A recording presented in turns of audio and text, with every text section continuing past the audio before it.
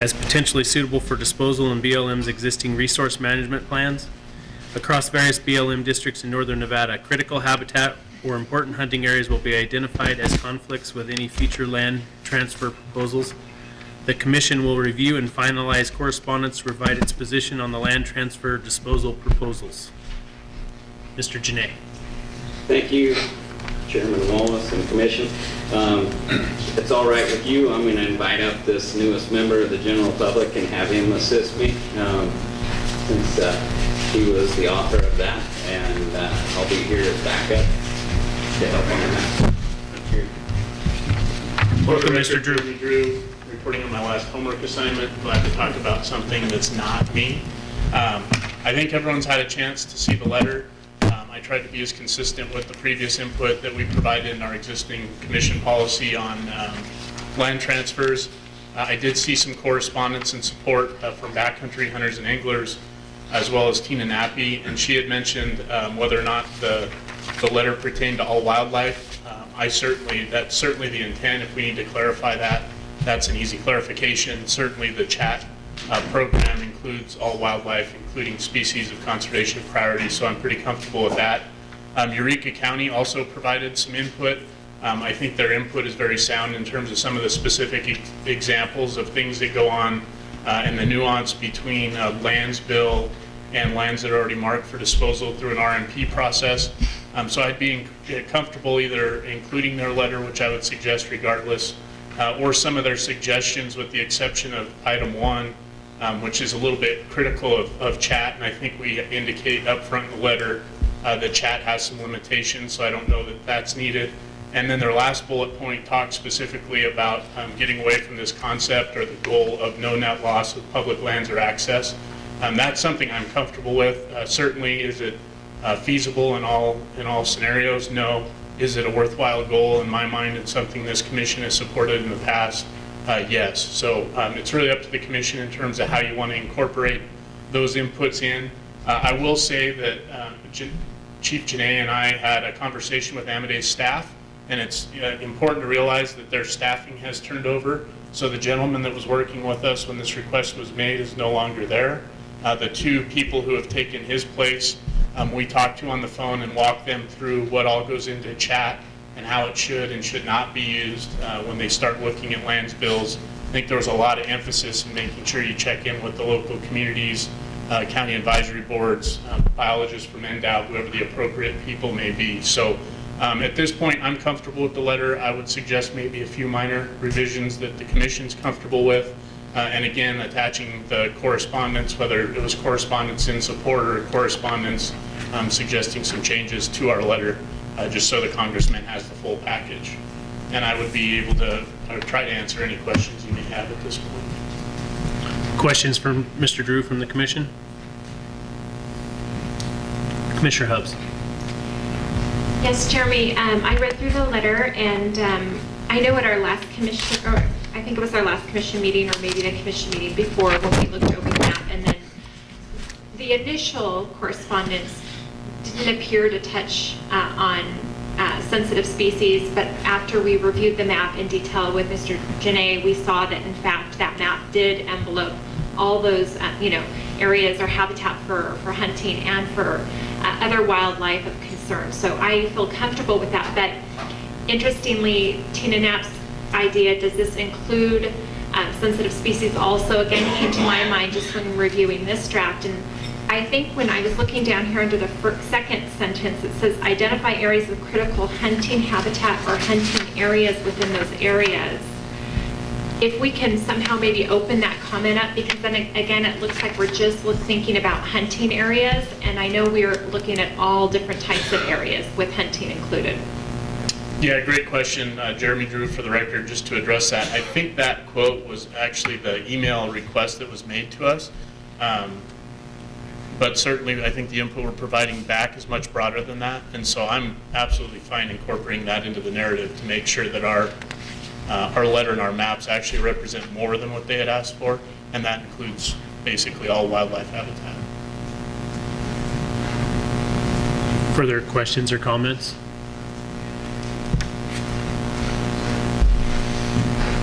Thank you again, Mr. Drew, for all the work you put into getting this put together. And just to address that comment or that concern is we did provide the chat methodology to the Congressman's staff, so they have all of the background and everything that goes into this, and much more detail than they ever needed. I know that I'm comfortable the way this is written. Is there any edits that the commission would like to include? Commissioner Barnes. I guess I don't have any, no edits to be made in our area. There's a lot of checkerboard ground. We've been, some ranches up there have been blocking it up, and a lot of times it makes management a lot easier. I mean, as far as even for the BLM management and as well as for the public or the private landowner. And when I saw that was my first concern is that we don't want to. I don't think we want to stop some of that because a lot of that is a benefit. But I think the way it's written, I think we still allow for that. Do you feel good about that, Jeremy?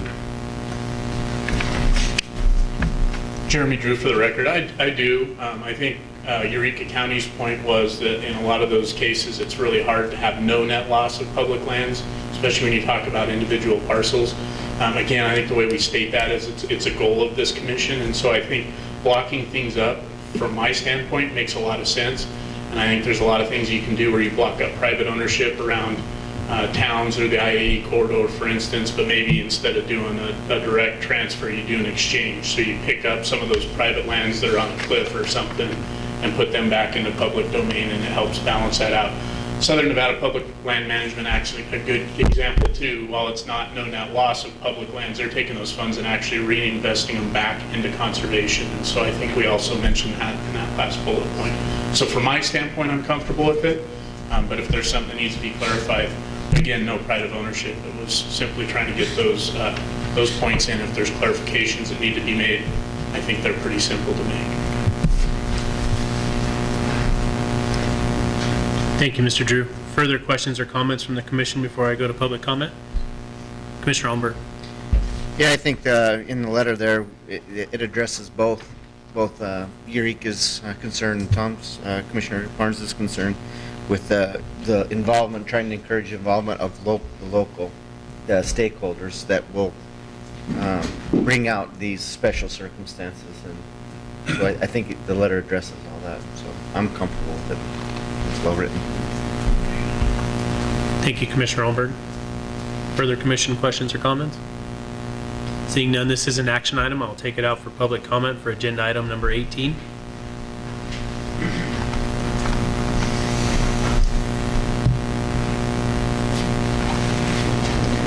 For the record, Paul Dixon, Clark. I'll start with saying that the CAB supported the letter. The question that was brought up by the CAB members is, as we block up land or we do parcelization and there's no net loss, do you have the wording in your mind, Jeremy, in a way that does not have net loss of access to public lands as you block things up in there? So in other words, so that we block up an area where it used to have a zigzag path for people to get through back into something. Do you now have access around or through that property as we do that piece? And that was a question my CAB had, and I didn't have enough knowledge of everything going on to answer that. So that's the answer I was looking to get an answer to. Coming up, Mr. Drew. Jeremy Drew for the record. Just to address that, I think we do talk pretty specifically to both wildlife habitat as well as access to public lands, especially surrounding these parcels. Eureka did have a question, obviously if a parcel goes into private ownership, you're going to lose access to that parcel. But in doing so in these land deals, a lot of times you can convey it subject to the existing and valid rights. So you can leave any public easements in those parcels, or you can make arrangements in the process to provide public access around that parcel. And in a lot of cases, there's multiple public access points in that area, depending on who you talk to. So I think there's plenty of ways to work through those access issues. It just takes, I think, as we state in the letter, a lot more input and creativity at the local level to make sure those things are addressed. Thank you, Mr. Drew. Come on up, Walt. Walter, Mandeville Land County Board. Yeah, when I seen this, I thought, yeah.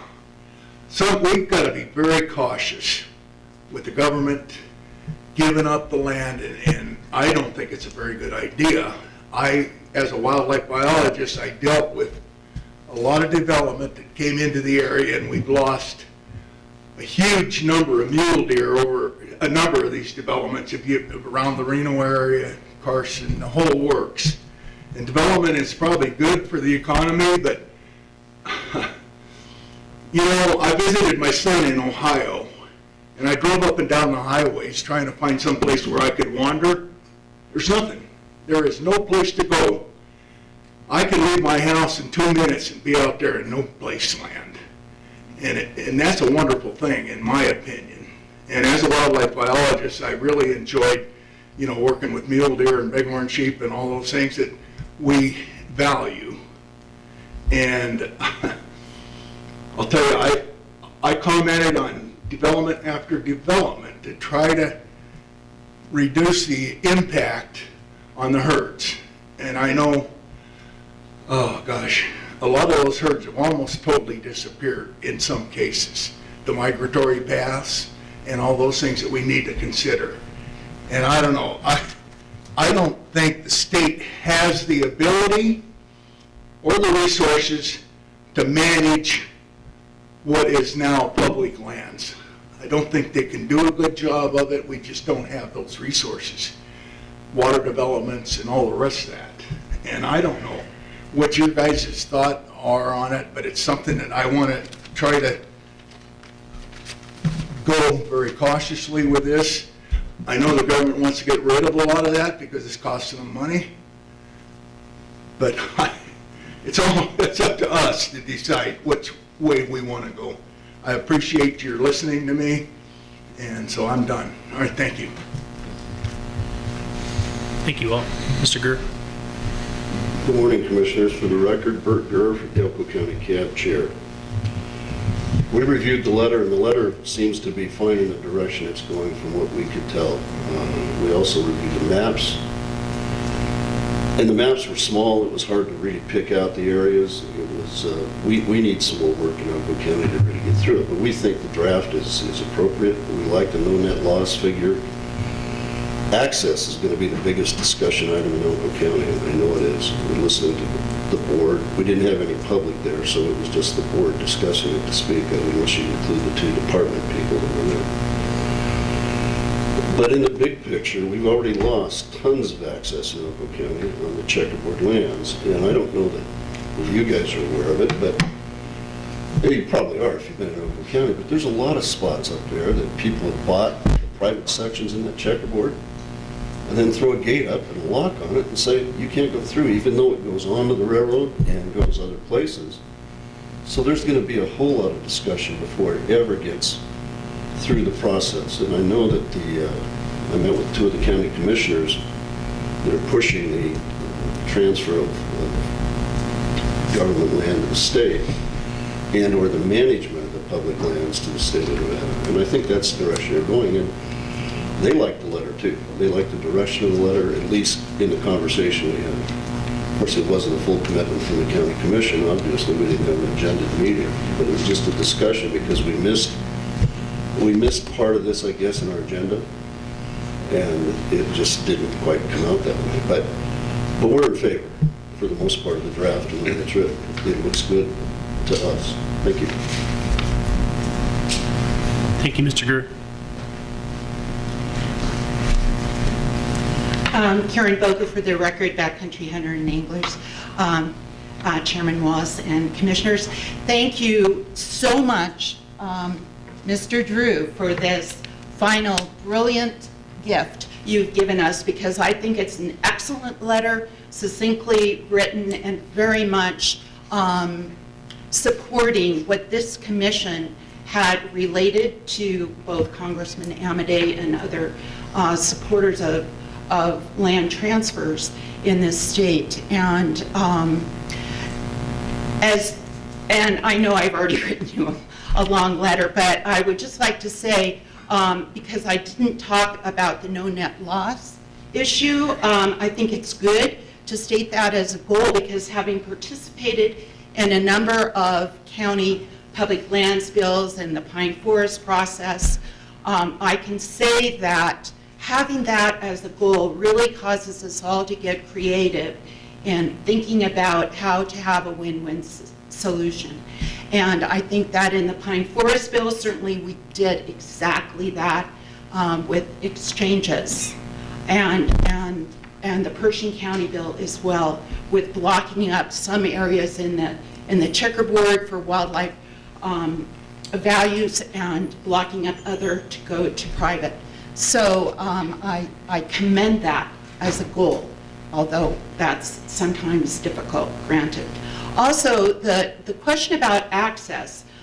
This last legislature, the Backcountry Hunter and Angler supported a legislation about corner crossing, and that is primarily in checkerboard, you know, where you get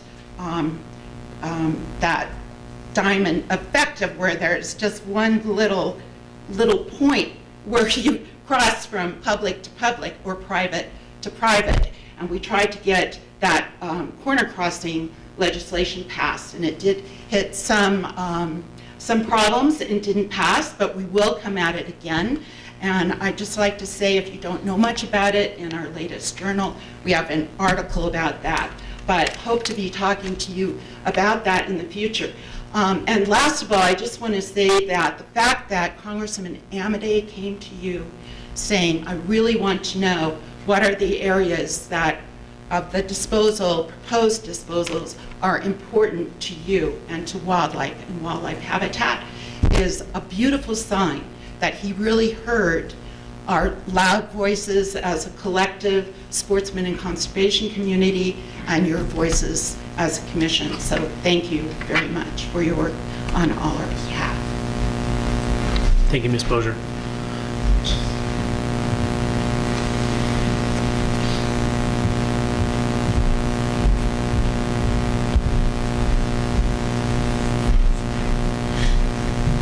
Thank you, Mr. Chairman. Bevan Lister for the record. I'm representing myself.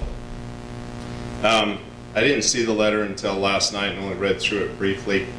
I didn't have tremendous issues, except in the concept of what are we really trying to accomplish. From my perspective, the very best wildlife habitat that we have in the state of Nevada is the wildlife habitat that is immediately around private property, where water is flowing and things are being grown. The concept that the government's trying to get rid of land is false. The public land base throughout the state and throughout the nation consistently increases. And the drive to limit public land disposal may sound good in Washoe and Clark counties, but if you're in a place like Lincoln County where 1.8% of the county is private land, 98.2% is public. I don't know if you have any idea what kind of a challenge that creates for local government and for local economy, as well as for wildlife management. Public land is non-managed land. You understand that? Everybody understands that? The BLM does not actively manage land. They only manage uses. So land that we face, you've faced, you've seen all the data on loss of deer habitat, loss of sage-grouse habitat, loss of habitat, at the same time that wilderness and recreation and all those kind of specific designations have increased. Those are non-managed lands. Pinyon juniper encroachment is non-managed land. Decadent sagebrush is non-managed land. So I hope you'll understand the idea of no net loss means you will lose it all. There needs to be stewardship and ownership, and private ownership is far better taken care of, provides far better wildlife resources than any piece of native land sitting out there. Yeah, I've heard the argument about the old days, before white man came and the great grasslands in Nevada. Yeah, that's false. Whoever's telling that story is telling lies. The reality is land has to be managed. Federal government does not manage land. So in your capacity to make recommendations, understand that by severely limiting the opportunity for land to be disposed of or put into sound management, it limits your capacity for wildlife. And on the other side of it, I'm not real sure what you're afraid of. In 2002, the Lincoln County Land Recreation and Development Act was passed, and it designated 90,000 acres in Lincoln County for disposal. That was 15 years ago. They're working on a disposal right now. Not sure it's complete or not. That would bring the total disposed of in 15 years to 400 acres. So I wouldn't be too awful concerned about losing a whole bunch of it real quick. Thank you. Thank you, Mr. Lister. Further public comment? Seeing none, I'll bring it back to the commission for further discussion. Commissioner Valentine. Mr. Chairman, I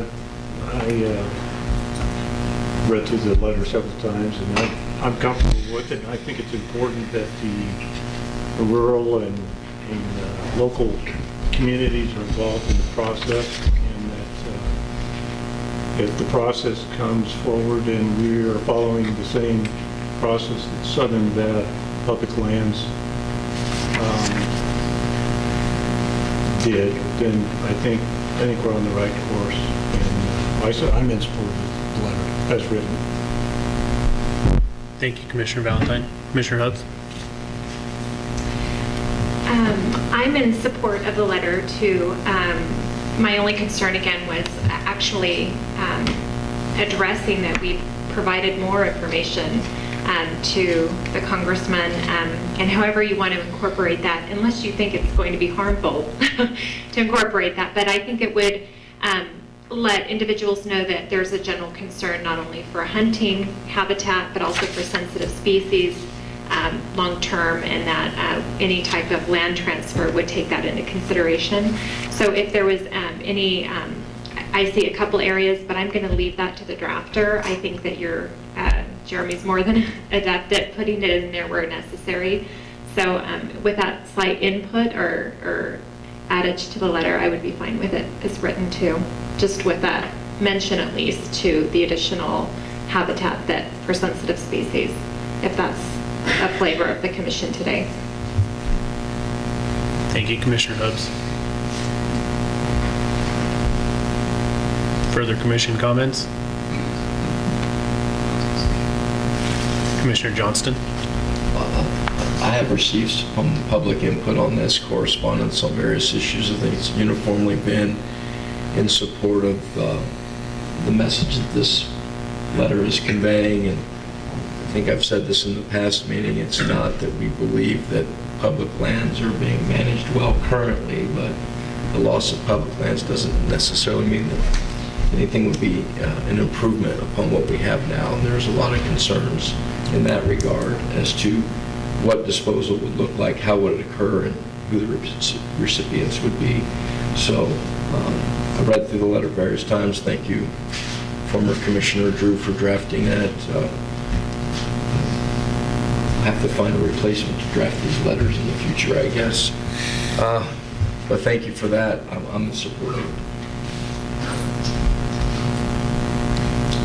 Commissioner Young?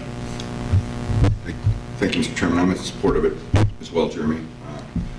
I have to go no further than look at private ownership in some of the rural counties and the reprehensible selling of water rights to the Clark County Water District, Southern Nevada Water District, raping wildlife and others of the natural use of water to feed more Californians moving to my county. So keep going, Jeremy. Thank you, Commissioner Young. Further comments from the commission? Do I have any action from the commission? Commissioner McNinch. Thank you, Mr. Chairman.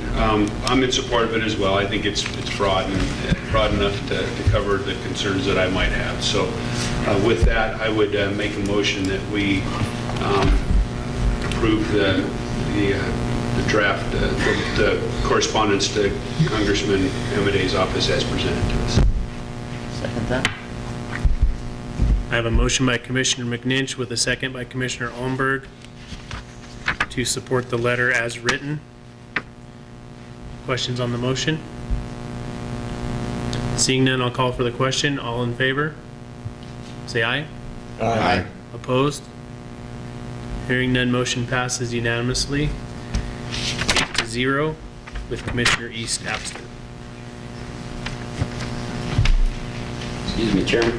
If I could, I just wanted to say one last thanks to Jeremy for his leadership on, this public lands issue and all of his participation in habitat issues through the years. And I'll severely miss him. And again, I wanted to say thanks to Chad, another great advocate for Nevada's lands and habitats. So thank you. Thank you, Mr. Janan. And I, on behalf of the commission, want to thank Mr. Drew for drafting that letter and all the hard work he's put into it. And I'm sure we will be in touch again over this. Thank you. With that, I'll close agenda item number 18. And we'll move to agenda item number 19, County Advisory Boards to Manage Wildlife Workshop, opening comments, informational, Chairman and Secretary Wasley.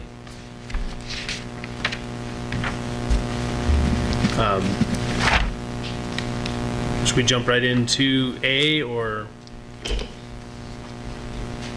We can certainly do that. If I may, Mr. Chairman, I'd like to make a few comments just about the process and the CAB workshop. So first, let me start by expressing gratitude at the participation and attendance representation from the various CABs today. A year ago, we held this meeting. The meeting was at our leased space on Sierra Center Parkway, and it was at the close of the meeting, and we had 4 CABs present. Subsequent to that, there was some discussion amongst this board that it would probably be a good idea to encourage CAB participation across all issues in all meetings, but specifically attendance at this specifically designed CAB workshop to address some of the issues where there has been an expressed desire. We heard one of those issues today from Clark County CAB. There was a desire to bring up wild horses and burros. The last time we had that presentation on our agenda was at the CAB workshop a year ago at this meeting. We did have an in-depth presentation on status. Subsequent to that, I don't think it's a surprise to anybody that we've had a change in administration in Washington, D.C. The discussions around wild horse and burros and the administration of that act is front and center. I think the week after next, there's a Wild Horse and Burro Summit in Salt Lake City that's by invitation only. It's anticipated that multiple governors may be in attendance, as well as the Secretary of the Interior, Ryan Zinke. There's a desire to explore options that have perhaps previously been off the table. I can assure this board, as well as the CABs and interested public, that the department remains engaged. We will have staff in attendance at that summit, and we're happy to report back what some of those conversations and discussions sound like. The 2 portions of agenda item 19, the CAB workshop, there's A and B. A is a presentation from Game Division Administrator Brian Wakeling and some of our staff specialists, Cody Schroeder, and I see Cody McKee here as well, so I'm imagining he may participate in that. It was kind of prompted by comments made by both county advisory board members as well as some of the commissioners. We have gradual replacement and attrition on both this board as well as CABs, and sometimes in the department we take for granted that we talk about processes and survey and inventory and modeling and quota derivation. And so there was maybe some inaccurate assumptions on our part, but we heard from the cabs, we heard from the commission. I think Commissioner Hubbs, I think Commissioner Young and some others, I think Commissioner Valentine, have all expressed a desire to better understand how we conduct our surveys and inventories and how that goes from the survey and inventory portion to the modeling portion to ultimately the determination of the quota that is brought forward to this board and the county advisory boards. So this item is in response to that expressed desire by the cabs and the commission to understand that process. The other item covered under the cab workshop is another item that's been before this board and the county advisory boards recently, pertaining to the landowner damage compensation program for deer and antelope. Previously, we had a statutory limit on those tags of 1.5% of the previous year's quota. We exercised statutory relief there to make that 2.5 so we wouldn't be in exceedance of that limit this year, but we also committed to engage more broadly to look for some direction, some guidance, not only in how that program is administered, but also what we may consider as options in the future should we bump up against that statutory cap again. And so that's just a quick overview of the county advisory board process. Again, appreciate the attendance and representation. Lincoln County isn't here, but they let me know, that let us know that they wouldn't be here and sent their apologies. And with that, I guess I would turn over to Game Division Administrator Brian Wakeling for the mule deer management portion of this workshop. Thank you, Mr. Director, Mr. Chairman, members of the Commission. Brian Wakeling, Game Division Administrator with the Nevada Department of Wildlife.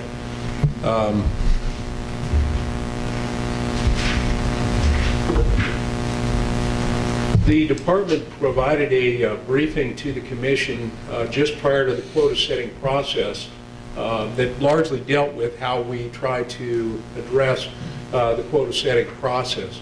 It was fairly abbreviated, and it was kind of crunch time just before we were actually trying to demonstrate what our recommendations were.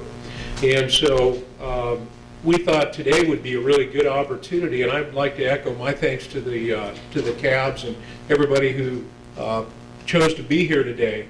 I know nobody likes to spend their weekends necessarily discussing mathematical formulas and things of that nature, but I think it really helps us get on a common understanding of how we try to move forward when we're trying to make recommendations, the considerations that we have.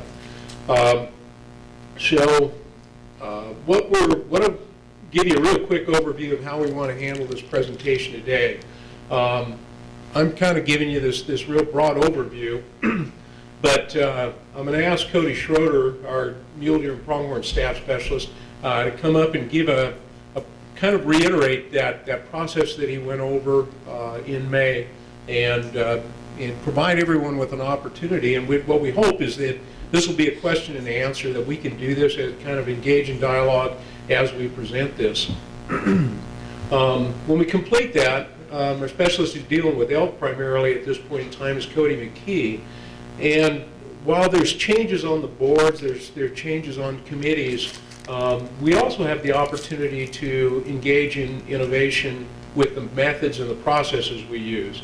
And so Mr. Schroeder will probably address some of the modeling differences that we're looking into. Mr. McKee will also look into, give you kind of an overview of some of the innovation we're looking at how we can do a better job conducting surveys. It's really great when we have our staff specialists speak to you.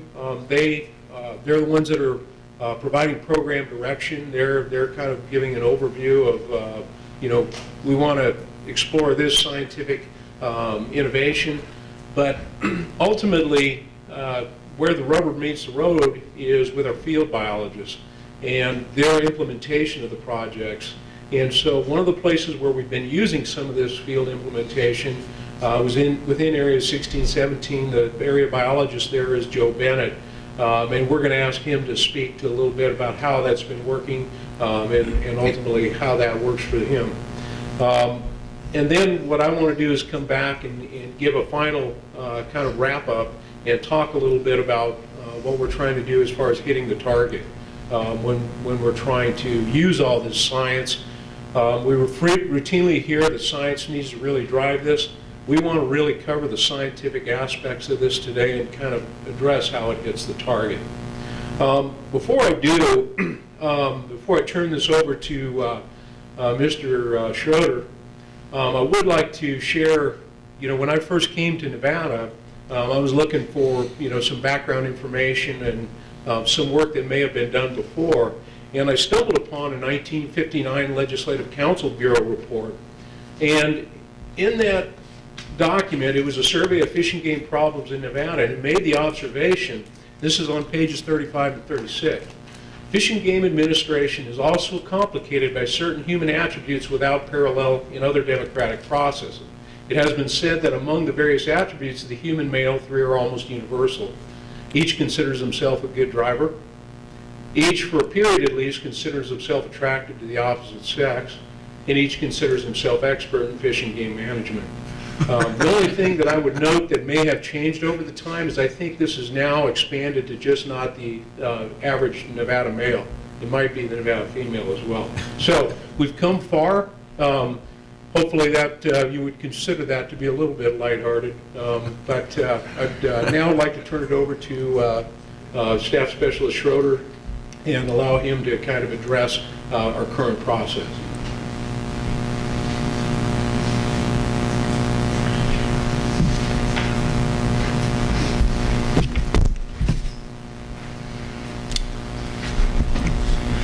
Thank you, members of the commission. For the record, Cody Schroeder, Staff Specialist, Nevada Department of Wildlife.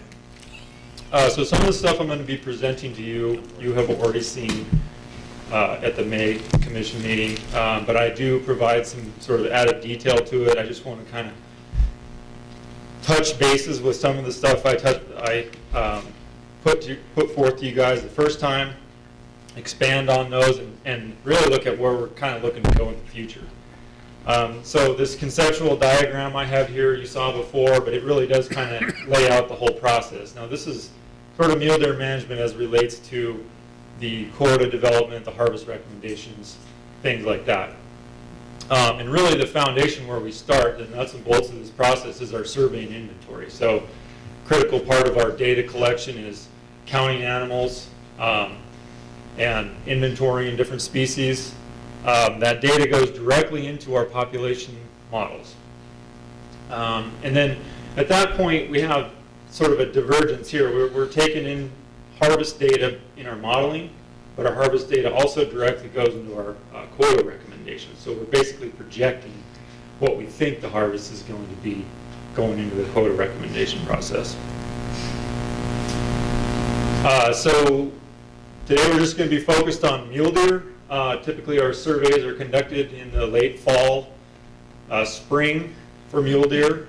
Some of our herds will actually survey twice a year, but we try to get at least one of these seasons for all of our herds that we survey. Now when I say late fall, that's typically right after the hunting season. So we try to avoid flying over hunters out there in the field. But we also want to know right after that harvest occurs what our actual bucks, how many bucks we have on the landscape. It's one of the reasons. And then in the spring, we're more interested in fawn recruitment. So in our fall counts, we typically classify bucks, does, and fawns.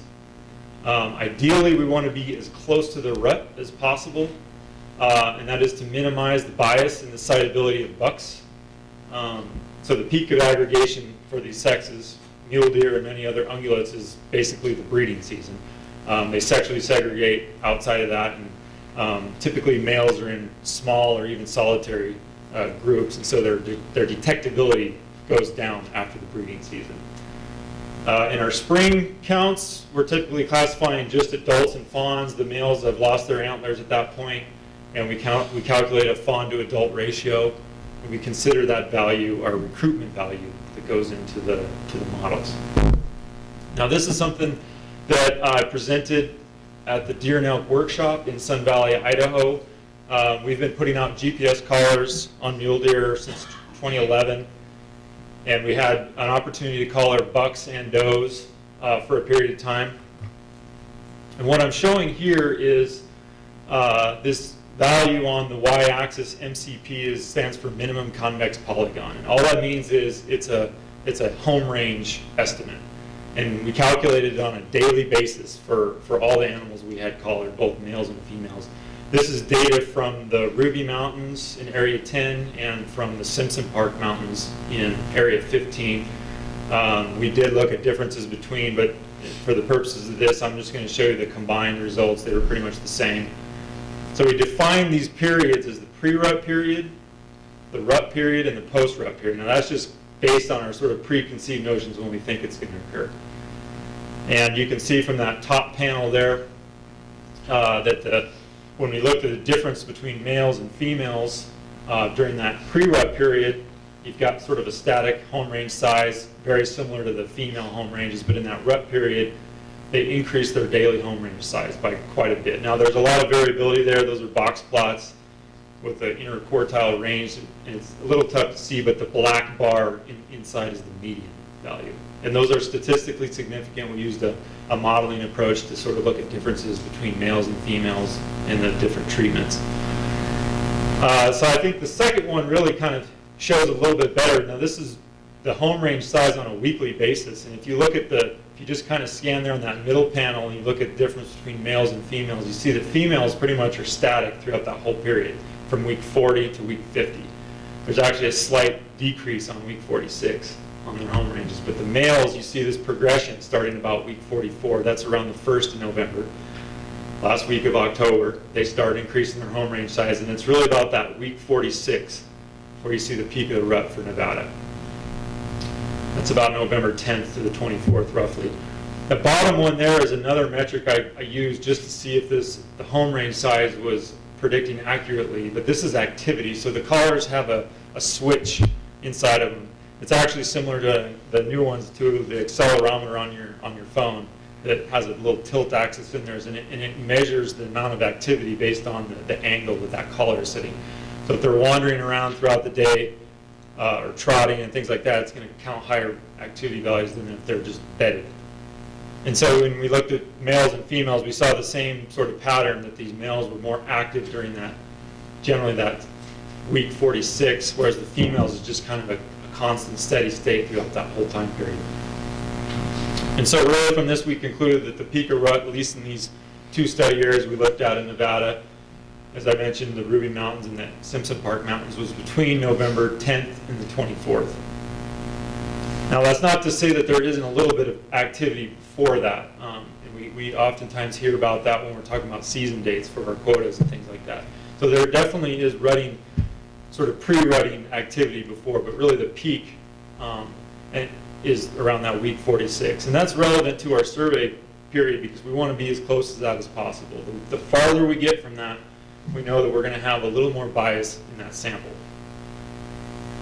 As I mentioned, harvest data is a critical part of our quota recommendation process and the population models themselves. We have mandatory harvest reporting for all big game species. We typically get about 95% return rate on mule deer. And the number of animals that we harvested are removed from the population the following year. That's the kind of take-home message here. That's one of the important things. When we don't get that high return rate, we do use an expansion factor. If for some reason we didn't get 80% of the return, we have to calculate in the number of unreported animals that we know were probably harvested. So we have an expansion factor for that. So a little bit about population models. Again, this is a review from before, but why do we have to have a population estimate? Why can't we just go out and count them? As most of you are probably well aware, just animals are inherently hard to find. They have different detection probabilities. But not only that, their populations constantly change. I mean, if you went out and you had a perfect census on October 1st, 2 months later, you're going to have the population size is going to change between those two time periods because of things like birth, not birth in the fall, but mortality, births in the spring, You might have movements, so things like immigration and emigration, out of the population and into the population. Those are things we typically quantify as sort of movements. The other reason we use the models is we want to know the number of males and the females in the population so that we can determine our harvestable surplus. So that's where we get our quotas from in our current system. But we also might be interested in other things, not just the total population size. We really want to know what's the fawn recruitment doing. What are the trends in fawn recruitment doing? Is it on an upward trend? Is it on a downward trend? Is it highly variable? We can also use that recruitment data to look at age class data for bucks, for instance. So, just because you have 30 bucks per 100 does in your population, which is maybe your management objective, you really want to know how is the age distribution. Are they all 2-year-old deer?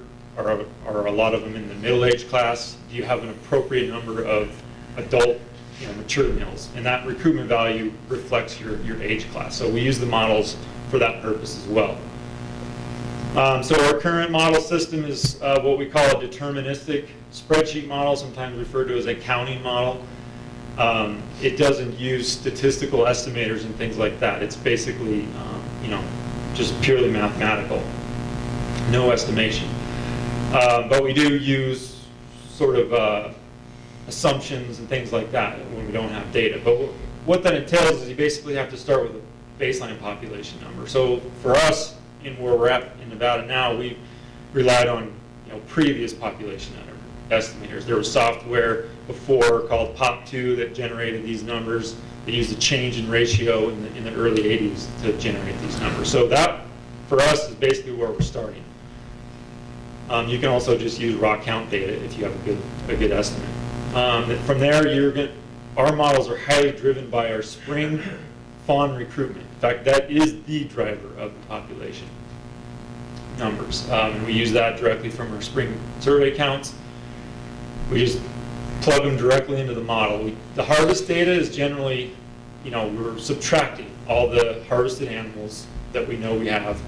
Again, we can use an expansion factor if we don't have over 90% harvest data. If we have a doe harvest, we subtract the does. If we have a buck harvest, we subtract the bucks, and then we actually proportionalize that to the different age classes. So that gives us a number going into the fall hunting season. That's our pre-hunt population estimate.